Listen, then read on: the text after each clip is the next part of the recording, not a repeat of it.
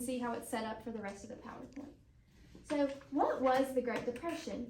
The Great Depression occurred in the 1930s. During this time, the economy was at an all-time low. So remember, what did we say economy was we just talked about? Let's see. Eli, can you tell me what economy was that we just talked about?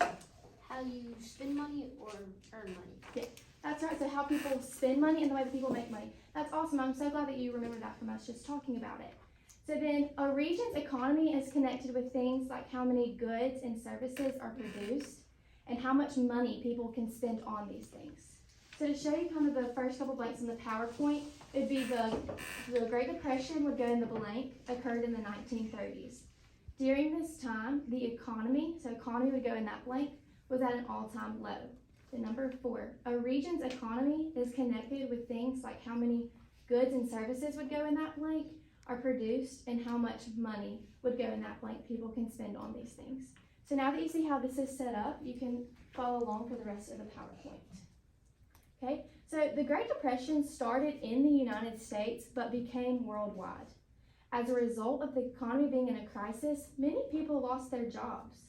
People were not able to provide for themselves and their families, and many people were hungry and homeless. So I want you to turn and talk to your partner about what somebody in your family does, what they do for work to help provide for your family. My mom works on trucks. My dad is a police officer. My dad flies trains people, white people pilot, and my mom is a bus driver, and she's gonna be a teacher, and she tutors. My dad is a qualified pilot. He retired military. Awesome. Casey, can you share what you shared with your partner Ariel? My dad is a police officer. Police officer, wow, that's such an important role in our society. So he does that job so that he can provide for his family. So many families back then could not do that because the economy was in a crisis, and so many people lost their jobs, so they were not able to provide for their families. So how did this happen? The Great Depression was caused by a series of factors that led to this extended period of hardship. There were not one particular event that led to the Great Depression. So let's take a look at some of those factors. So I want to let you know that not one singular event caused the Great Depression. There's many different factors that went into the hardship of this extended period. So I don't want you to think that there was just one thing that caused it. Yes, Eli? How did it happen? We're gonna go into we're gonna go into some of the different factors. I just know 2 right now. Okay. Do you want to share what 2 you know? What 2 do you know? The government needed more money to recover from World War I, helping out with France and other allies. And they also needed more money to repair because Germany was not going to rest at that time. And they were most likely going to join the war. And they might even have if Japan didn't join, if the Allies were doing terrible. Awesome, Eli, thank you so much for sharing that. That was so good. Still might have done it even if Japan didn't bomb Pearl Harbor. So the first cause that we're going to talk about is the stock market crash of 1929. The stock market crash of 1929 marks the start of the Great Depression. The stock market is where stocks and bonds are traded, so where they're bought and sold. In the 1920s, stocks became worth more than their actual value of the company. So I want you to turn to your partner. Can you think of anything nowadays that has gone up in price that we see that's gone up in price? Yes. Turn to your partner. Yes. Oh, yes. My family on the way back from the town, like groceries. And it was cheaper to buy a whole can, like that of gas for bills, than it was to refill it. Did you say? It was like toilet paper. 70. Okay, let's bring it back in. Ariel, can you share what you shared with your partner? I said Toilet paper has gone up in price. It sure has. I thought of eggs. I've noticed that the price of eggs has gone up, and I almost can't afford them anymore. They got so expensive. And gas has gone up. You might have heard your parents talking about how the price of gas has gone up. So many people were buying stocks on credit from the bank. So you could get a credit from the bank, which is a loan. You get a loan from the bank. So eventually the market slowed and the stock values began to fall. People panicked and started to sell their stocks. So people got scared because their prices began to fall, so they wanted to sell their stocks. Okay, so now we're going to move into talking about Black Tuesday. And Black Tuesday is on October 29th, 1929, stock prices plummeted. Around $15 billion was lost in one singular day. Could you imagine losing $15 billion in one day? So I want you to turn and talk to your partner about if you had $15 billion, if somebody gave you $15 billion, what would you do with it? What would you spend it on? Turn and talk to your partner about it. I would spend it on a house. I would spend it on my college degree, and I would use it for like to help this government, since technically they haven't been. I would buy a mansion. The government is big. Buy a Lamborghini. Give something. I'd buy homeless all charity. the Then the most church. expensive I would give cars. it to the rest of the church. I would give it to And my then church, my town, pay my way through Yeah. school. I wouldn't my buy relatives. and then I would buy probably a mansion. Okay, so Eli, can you share what you would do for your $15 billion? First, I would save some for college. Buy my mom a llama. Buy your mom a llama? Mama, Okay. mama. Y'all know what I would do with my And $15 billion? I would buy a restaurant. And you're probably like, why would you buy a restaurant? Like, what? That's so random with $15 billion. But it's some fun fact about me is I cannot cook at all. It does not go very well. I know how to cook like 4 things.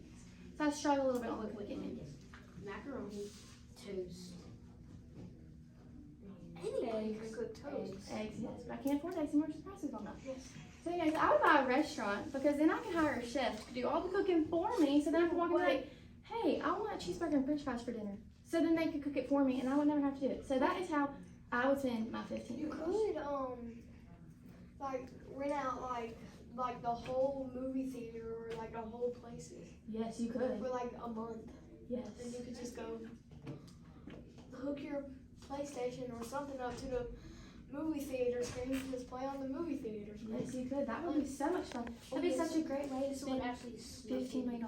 Okay, so they lost $15 million in one day. Yeah, that's Okay. crazy. The crash lasted 4 days. Can you imagine how much money that is? That's at least $60 billion. Yeah, 60. That is so much money. I would go crazy if I had $60 billion. So millions of people lost money in the stock market crash. Some lost their entire savings, their house, their cars, their businesses, etc. They lost everything in the stock market crash. So now we're going to talk about the drought. So the farming industry had been struggling before the Great Depression. Farmers were having trouble making a profit because new machinery was able to be mass-produced the crops, which caused the price of crops to drop. So I want you to turn and talk to your partner. Why do you think that since there was such a mass produce of crops that the prices went up, the prices went down instead of up? Why do you think that? Turn and talk to your partner.